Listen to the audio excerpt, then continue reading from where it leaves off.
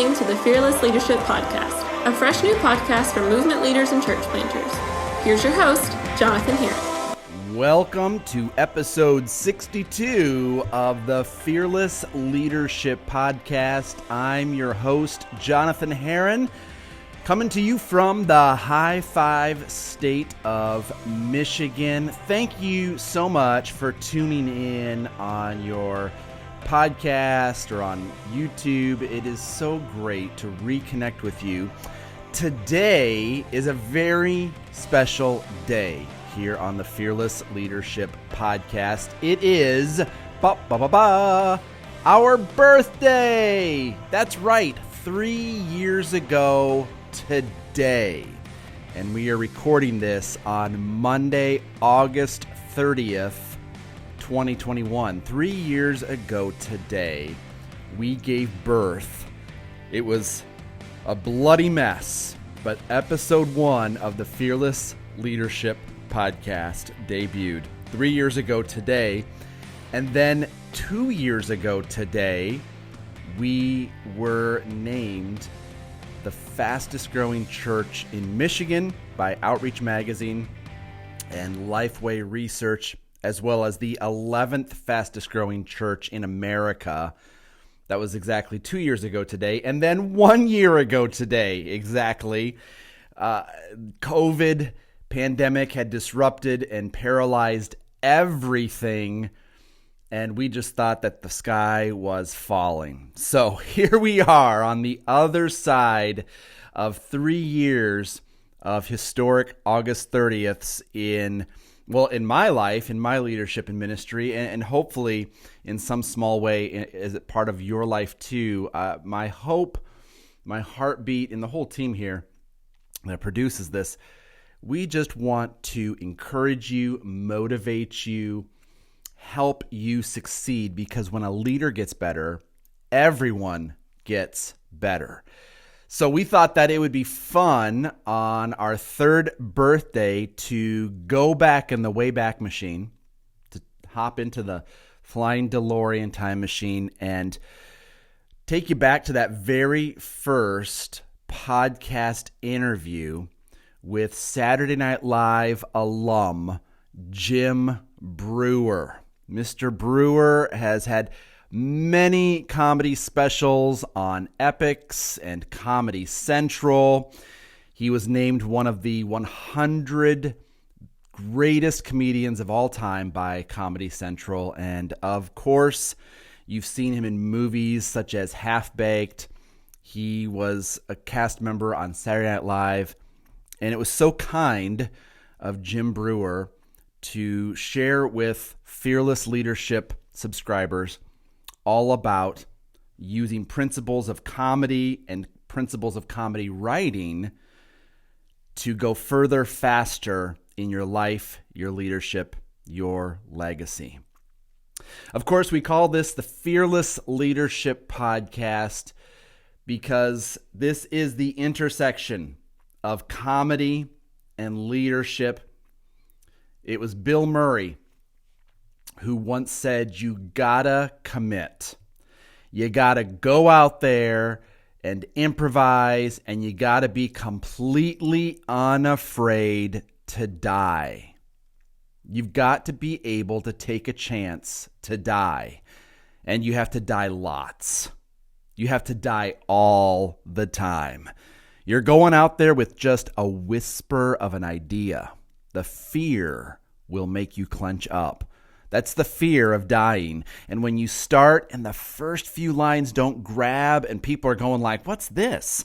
I'm not laughing and I'm not interested. Then you just put your arms out like this and open way up.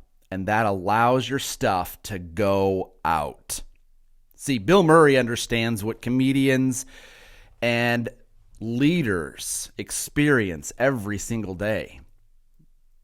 No one's going to do the work for you. You got to get out there and be fearless. And that's what this podcast is all about.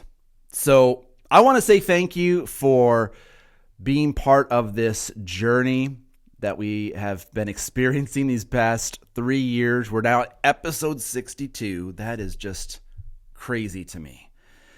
And man, I am just blown away. The whole team, we just love seeing the reviews that you leave on the podcast platforms, and we love interacting with you on the YouTube comments.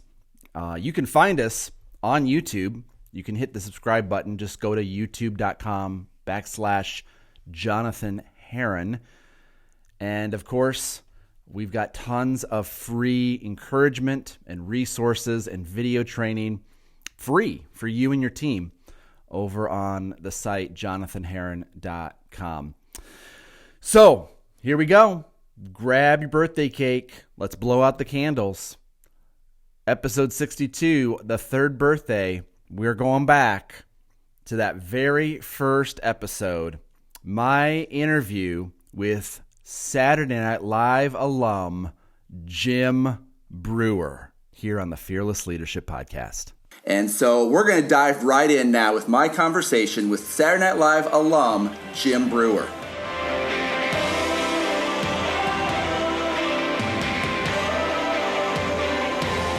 John, it's Jim Breuer. How are you? Hey, man. How you doing? I'm doing good. How are you? Fantastic. We're speaking to an audience of leaders and pastors, and I've always said that there's really only two professions that require you to constantly be writing new material and then standing up behind a microphone in front of a live audience, and it's comedians and pastors. It's true. Help us out a little bit, because you're the master. How do you come up with new material all the time? Well, life changes 24/7, so you have to always go with the flow. And, you know, your child grows, everything grows.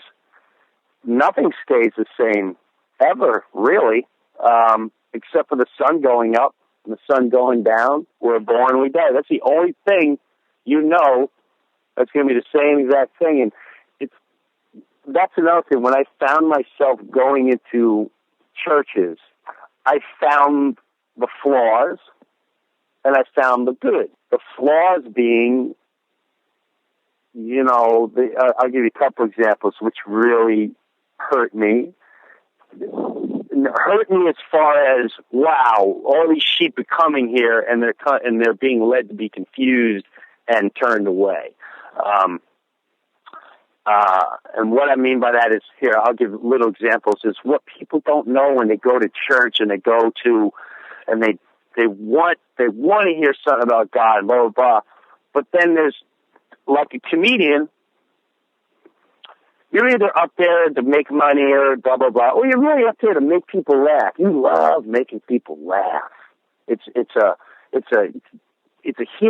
I get off watching someone sad and miserable, and I know, and I find what's making them miserable, and I find that disease, and I pluck it out of them, and they're smiling and laughing, and then I took it out of them.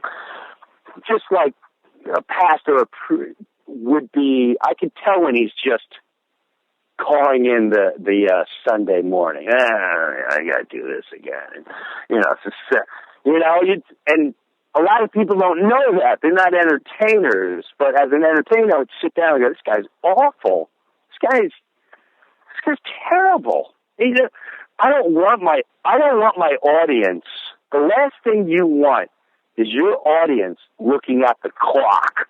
What has this guy said over? You want to end, and everyone stands and goes, that's what, the show's over? Oh, man, if we just had, she was up there for like 15 more minutes. Oh, and I find a lot. Almost every church I go into, the heads start checking out the clock on, all right, when is this guy wrapping it up? You should never be in that position when you're trying to touch lives with God. Ever, ever. You're there on a mission to touch lives. If you're not, you need to get out of the way. That would be my biggest suggestion. Remember why you're there. And we don't forget. We forget. Sundays are a pain in the butt during the week. And I also knew, it's funny, I just married my first couple ever about a month ago. And it's a kid I've known the whole life, and he said, I've been to churches, I've talked to pastors. He goes, Jim, you're the deepest, most connected guy I know. Will you please marry us? I went, oh, I'll do it, but you better make sure your family's okay with it, because I don't know what kind of traditions they have, and, you know, if they want to see a collar, like, I don't know. I just don't want to offend anyone. Just, I don't care what anyone thinks. I want you to do that for us. I said, okay. So, you know, I did the internet pastor thing, reverend thing. So right now you're talking to Reverend Jim. That's right. So, so with that said, when I finished the marriage, you know, and I used examples of life and God and how he's touched me and all this jazz, and also made it funny and real. Real is always funny if you can connect to it in some way or another. When it was over, there were people that didn't know that I was a comedian, that I was an entertainer. And I really was blown away. There was one young couple that came to me and they said, will you give us marriage counseling? I said, well, why? What are you talking? She's like, I would never trust any other. I grew up in this church and I grew up in that church, but there's something when you were up there and your whole wedding, I trust what you're saying and where you're coming from. And I would only trust you to try to help our marriage. Then there was an elderly couple that said, you know, you are the future. I'm used to tradition, but you came from a deeper soul, and I think the times need that. And I just was blown out of my mind from those reactions. And so people can tell when you're coming from somewhere rather than you're like, can you just, today we're opening the book, and if we could all look at, it's a routine, and people are, the youth, they need to be, we need to start thinking out of the box and really come from somewhere to touch lives. At the end of the day, the mission is to inspire and touch lives and get them looking upwards. You know what I mean? Yeah. And how do you tap into that passion? You know, when you're about to, you know, you do the same routine over and over and over. Do you drink a lot of coffee, or how do you maintain that enthusiasm? Even my routines, they're constantly changing. As a matter of fact, I'm supposed to film a new special, and I have the solid hour 20 of family material that's just bone crushing. However, I've been doing it in other entertainers, like, you gotta do it, and you gotta stay word to word, but I can't do word to word. The minute it becomes a habit and a routine, I lose the passion. So I'm constantly finding little different ways so I can find the passion to put it out in the audience. So I do have coffee before a show.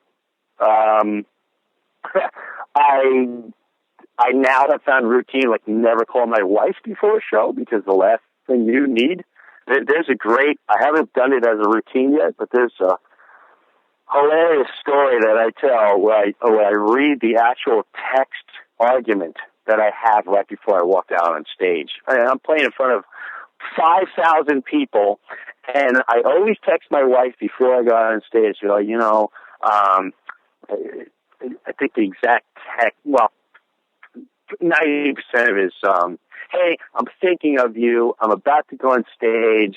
We're so blessed. Can't wait to see you tomorrow. And then she always takes it to a different level. Her next text message was like, ding, and I looked at it and said, God has blessed us more than you ever know. Praise Him. See, I don't do the praising. I know what that's about. Praise is too much for me. Praise God. So I'll just thank Him. I'll say I'm blessed, but I ain't praising. So, so she was like, yeah, too much. Yeah, I think I got it, the point across when I said it. So, and even like we'll get into it. But anyway, so then the next message was, He blessed us more, you know, praise Him, and can't wait to see you tomorrow. Now I'm about to walk out on stage, and I hear, "Hey." I look down, and it says, "Disregard my last message, capital letters. Please, please, please, stop taking my toothbrush." And because I was away, and it went into a 15-minute barrage, literally like 6 pages of, "I don't listen, I always take your toothbrush, and you do it on purpose." And I was like, "What? Is she out of her mind?" And it's like, "Ladies and gentlemen, Jim Breuer." I'm like, "Oh, okay, let's be funny and inspiring." You got to know what you're doing before you get out there. It's just like a warm-up. I silence. I'm always silent a good half hour before I go out there. I don't need, I shut the doors, I find a spot to hide, and I sit there. And I do, honestly, I do play. A lot of my friends laugh at me or whatever, but I always say, "Hey, listen, whatever I'm supposed to say tonight, please let it come out. And whatever they're supposed to feel, please let them feel it." And can I ask you one more question? please do. How, with the internet, anybody can upload anything onto a blog or YouTube or whatever. How do you protect your family from, critics, from idiots? How do you protect your kids? How do you protect your wife from what they may be saying on the internet about Jim Breuer? Great question. And because I have ones that went into teenage world, my oldest daughter still doesn't have a phone, but I'll probably break down this year. She's 13. I have a 10-year-old. I have an 8-year-old. And with that said, they all want to do Facebook, and they want to do this, and they want to be blogging, and they want email, blah, blah, blah. And I said, okay, let me explain something to you. And all these kids now, they want to be stars. They want to be on YouTube, make a YouTube clip, and have a million friends.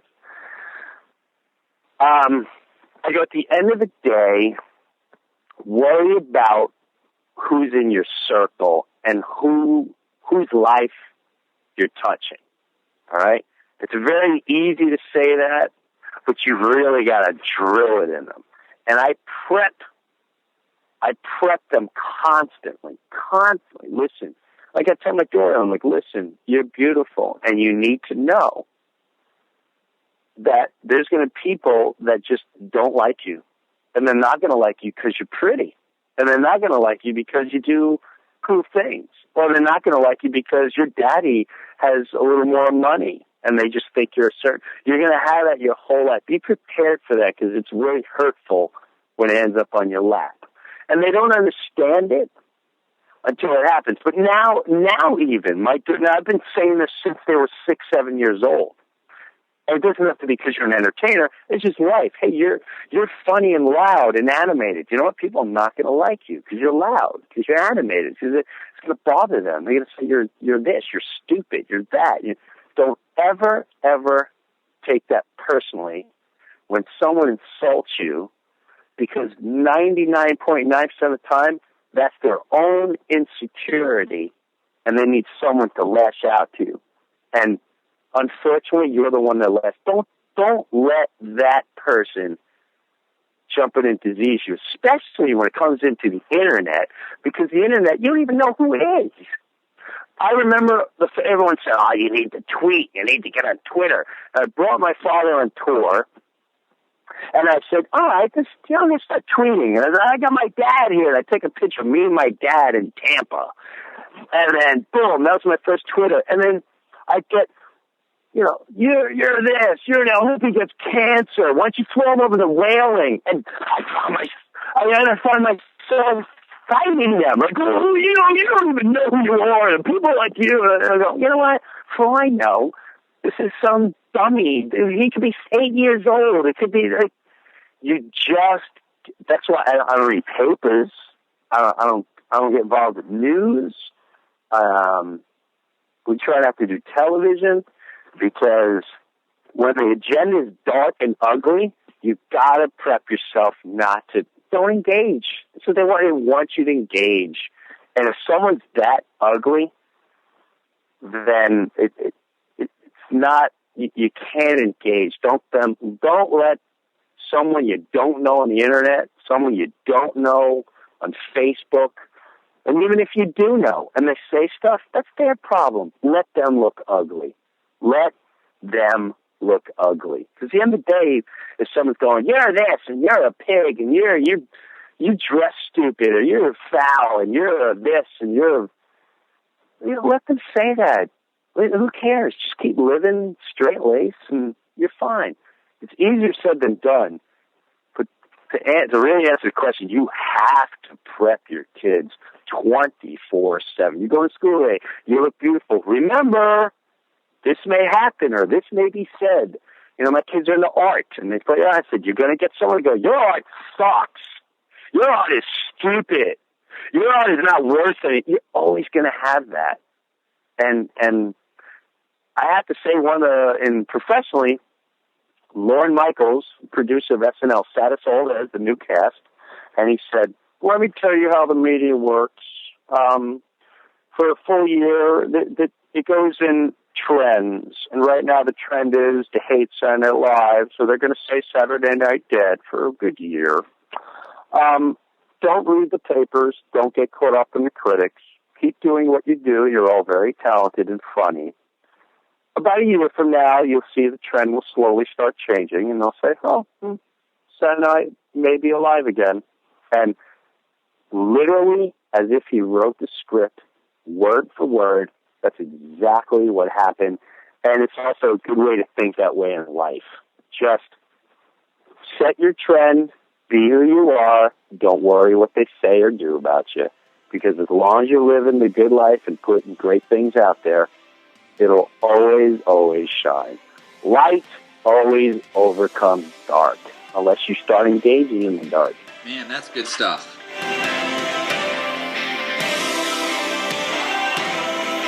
I'll be back with the rest of my interview with Jim Breuer in just a moment. Hey, Scott, you read my book, Holy Shift. I did. No money exchanged hands. I read it on my own free will. Well, when you purchase a copy of Holy Shift, the proceeds go to feed the children. Really? Is that right? My children. Oh, okay. Holy Shift, it's comedy-driven leadership for churches that want to grow. As I was reading the book and looking back on it, there's one chapter that sticks out for me, using comedy in your sermons. Absolutely. Comedians like Jim Breuer and church leaders like our listeners face the same daunting task every week, a blank slate, having to write new material to deliver on the weekend. And in Holy Shift, we actually unpack the principles behind writing comedy-driven sermons. Can you give us a couple examples of what they should do? So basically, when you write a term paper, you write a message, you're burning calories in your brain, and so you want to take lots of breaks. There's 3 things the human brain needs for survival: glucose, oxygen, and relationships. So if you are under the deadline trying to write something, take a break and eat something, and then go for a walk, get some oxygen, and then text a buddy, call a friend. Glucose, oxygen, relationships fuel your brain to create content. Holy Shift by John Herron, and you can read it and you find it easily on Amazon. Or if you go to jonathanherron.com, it's on sale right now. Really? We're sticking it to Jeff Bezos. I love that. You can grab your copy of Holy Shift, Comedy-Driven Leadership for Churches That Want to Grow in paperback on Amazon or on sale at jonathanherron.com. Hey, one more thing I wanted to bring up. In your book, you talk about Chris Farley. Can you touch on that a bit? Oh, yeah. The opening of Holy Shift is about how I partied with Chris Farley 2 nights before he died. Kind of a downer, but also changed my life.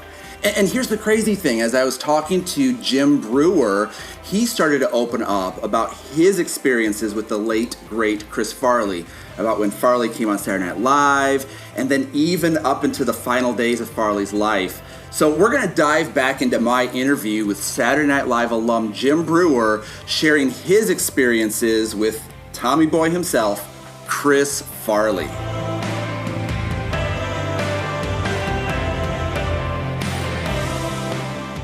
When he came to host, we'll start there. When he came to host, I had small run-ins with him, and each run-in that I had with him, I would say I was starstruck because he was a star, but I also was really excited because I found a lot of myself in him. Like, he was a regular guy, he was a normal guy, and he had family, and oh wow, I could make $10 million one day the way this guy is, and I'm physical like him and all. So when he came to host, I tried to connect with him immediately, and it was from the, hey, I hang out and you hang out. And it was, well, he was kind of overwhelming. He came in an office that I shared with Tracy Morgan, and he was looking to catch a buzz and get high. Now, at that time, I'd say the last year of Saturday Night Live or so, I definitely was start to use grass a lot. And Susie came in, he found a little one-hitter I used to have. And he took a hit of that, and he opened up a drawer of Tracy's and started drinking. And that's, when I say started, it's 2 swigs, 1 hit of marijuana, and then the next thing you know, he left the room. We said our ideas, we laughed really hard, and boom, I'm going to be in Black Sheep 3 and all this other jazz. And that's what I'm, Now, then I saw, once we went into the meeting to pitch all our ideas, a whole different Chris. He started twitching and sweating and barking at times. Not like a dog. He's like, oh, we're going to do this. This is going to be great. We have good thoughts. And I started looking at Tracy like, that's not what happened from our room, is it? I mean, I've never seen anyone react like that. And then after that meeting, what struck me was one of the producers came up and said, listen, you need to stay clear from him. I know he came in here. You don't understand what's going on right now with him. We have a nurse. We have a 24-hour nurse tailing him. We have backup of Chris Rock waiting to be the host for the week in case something happens. Do not answer his phone calls. Ignore him all week. And I heard it loud and clear that he had a problem, but that's the first time in my life when I also realized the coldness and malice of vanity. And what I mean by that is he obviously has a severe problem. He's either suicidal or he's going to OD. But yet, hey, let's follow the dream of getting the ratings and continue the star and work the monkey as much as you can. That hit me like a ton of bricks, because yes, I'm in show business and I want to be a star and all that, but I also grew up very grounded and with a lot of deep morals.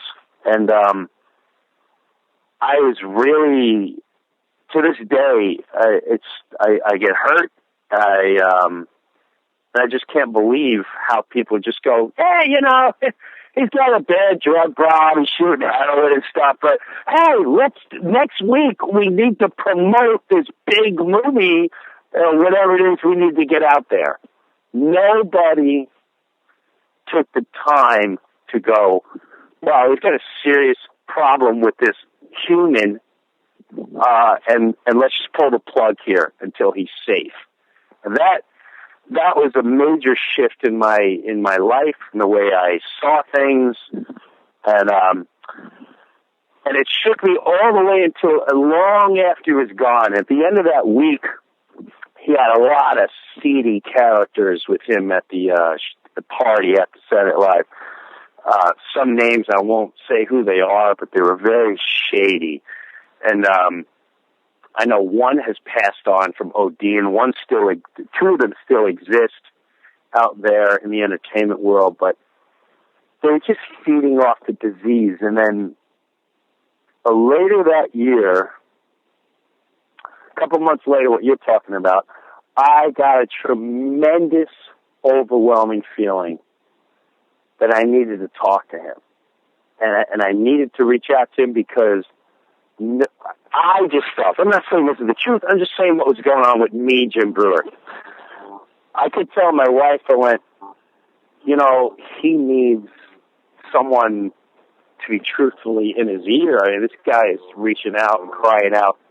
Because something I heard, too, that week, that I left out telling you, in the middle of the week, he called me late night one night. And my wife picked up the phone the week of the show, and she said, Farley's on the phone. I went, oh, no. That guy, he's calling me. How do you get the number? She's like, I don't know, but he's on the phone. And I had a friend over, and he was all excited. He's like, Chris Farley's on the phone. I got on the phone, and he's trying to invite me out. But the moment that struck me was he was with some people in a hotel room, but then he cupped the phone, and he goes, Jimmy, am I funny, or am I just a big, fat, stupid guy? And I spent about 45 minutes trying to talk to him, not so much being funny, but all the people that said, oh, my gosh, he's the greatest guy in the world. He's so nice. What a tremendous heart. He used to do this. And these were all the workers at SNL Live, not so much the cast. And he just kept saying, like, am I funny? Am I a good person? Or am I just a fat, stupid guy? Why do I have to pay for women? Why is this to me? And I'll never forget that. It was such a scream for help. It's not a cry. It's going on top of a mountain with a bullhorn. Somebody help me, please. And he clearly trusted my opinion. And so now these feelings were coming over, and I told my wife, saying, I can't fight this feeling that I need to talk to him, that I need to be with him. I need to just give him some friendly, trustworthy advice. So she said, do it. So I don't know how to get in touch with him. We were on an off week for Saturday Night Live, so I couldn't get anyone there. I called my manager, and I asked him if he can somehow find Chris Farley's number and get it to me. A couple of days go by, and then I finally called him again. I said, I asked you, can you please get Chris Farley's number? I have this overwhelming feeling that I need to talk to him. He goes, all right, sorry, I got busy, I'll get it for you. And then he died. I think it was the next day. It was the day that he OD'd. But it wasn't, I'm not saying that because, hey, I could have stopped it. I'm not saying that at all. What I'm saying is, at the end of the day, I think we all have that intuition and power and feelings and emotions of something like that, and we constantly are bombarded with deflections to ignore it or just kind of put it away and just like, that's crazy. Where I'm telling you, it's happened my whole life, and it's not crazy. And it's Chris Farley. He brought a lot to my life on so many levels, on the moral world, on the vanity world, on family and depth and what I believe in. So that's what I got out of Chris. Now you fast forward, 15, 17 years, and you are going in more of a family-friendly direction. How did you protect yourself in that environment? How did you stay connected to your morals? What influence did that kind of environment have on shaping you to who you are now? My family and how they look up to me. When I started, the neighborhood, my whole life I'm a very social guy, and I love interacting with people, and I love inspiring and being therapeutic and all this jazz, because I feel like I've lived almost everything. I'm not a VH1 rock guy story, but I've done probably more than most, and I've seen and studied more than most have, even the professional world. So I remember my children, all their friends. One thing that really bothered me was I'm living in this town, and the kids would say, "Mr. Breuer, you're a comedian?" "Yes, I saw you on television," or whatever. And then I remember one or two going, "My mom won't let me listen to you because you're blue. She says you're really filthy." And it offended me, and it really bothered me. And I started looking on the internet for stuff, and then I would find some of my bits or find things, and I would see where I'm talking about being married, or I'm talking about my parents, and it's not even filthy subject matter, but I'm cursing. I'm like, what am I doing that? There's no sense to me. And then I have to say, I found myself in a struggle going, I think it was around 2006 or 7, where I really, really, really want to get into this family world and knew I can inspire people and touch lives and blah, blah, blah. That shift where I went, all right, my biggest concern, my biggest blockade was fear. At the end of the day, it was fear. Fear of, I'm going to lose this audience that sells me out, that are from the movie Half-Baked and that know me from this, and they love the alcohol routine, and it's like I used to do a radio show, and the radio show are like these Vikings that would come up to, and I found myself trying to appease these audiences.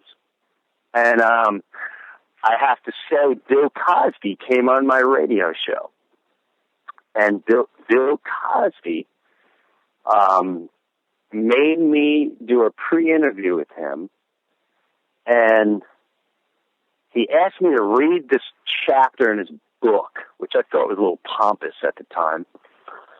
And the book was called Cosbyology, and he asked me to read this chapter. And so, what do you want me to do? He goes, I want you to read this chapter in my book called Cosbyology, and there's a specific chapter I want you to read. It's called, and he wouldn't tell me the name of it. And he goes, when I come on your radio show, I want to make sure when it comes to your audience, we inspire. Do you get what I'm saying? And I felt like I knew what he was saying, but it was a little too freaky because I really needed to hear that at that time in my life. So I read the chapter, and the chapter says, the day I quit show business. And I was really offended. I didn't know what he meant. I didn't want to read it. Like, he's telling me to quit show business. Like, why is he reaching out to me? Because the last time, all I heard from him was I was growing up in Eddie Murphy. And Eddie Murphy came out and especially like, Bill Cosby called me up and he told me that I'm filth and foul and filth and foul, and you did it, and I called Richard Pryor, and Richard Pryor said, next time he call you, tell him to blah, blah, blah, blah. And I said, yeah, that was pompous. Now he's doing it to me? I'm not filthy. Why is he calling me? And the chapter was about how he started out trying to appease an audience that he wasn't. Although the money was fantastic and the business was amazing, but he couldn't live with himself for what he was trying to be. And I really was at that state, and I never thought I'd be there in my whole life. And I still struggle with this at times, but that was a huge stepping stone for me, because I believe it was a year later where I went, you know what? I'm starting off with a 35-city college, to book colleges, because that was my big audience, almost frat house type style. And I said, I'm bringing my father, and I documented it, and I said, I'm bringing my dad, and I'm going to talk about my children and my family and just be myself and do the stand-up I always have, but just, it's going to be almost prepping these kids for what school's not teaching them. And I to my hand to God, I got 35 straight standing ovations. And that's when I knew if they're going to accept me, then the families are already there because they get me. But if these kids who don't have families, who don't have kids, and they're just looking at the guy, and the cool, I got to say, the greatest moment of that whole thing was I was in Houston, Texas, and this little burnt out kid, little, he's got a tie-dye shirt and all that, and he came up, he said, I drove an hour and a half here, man, to just hoping I can sit down and smoke with Jim Breuer. And you know what? After seeing you with your dad and listening to you about kids, he goes, dude, I want to have children and I want to have a family, man. That was the most inspiring stuff. I can't wait to drive home because my mind's racing right now. I got a whole different perspective of life because of you. It's not because of me. It's just what I'm supposed to be doing. You can thank me for sending you that message, but it's something that I'm supposed to be doing. So that was powerful. It was awesome. And I just knew I was on the right path. But a lot of it started with that kid. My kids. And what I'm getting at is, at the end of the day, you can say I know you're a pastor. My wife is born again. And we're all part of whatever world we're in. But you can say what you are. But the most important thing in the world is live by example, because that's the only thing that gets results. Hands down. You can say, I'm a this, I'm a that, I'm a this, I'm a that, and I live by this one. Let others judge what you are, because once you say it, you're setting the bar real hard, real high. Just live it and just be it, rather than say this is what it is.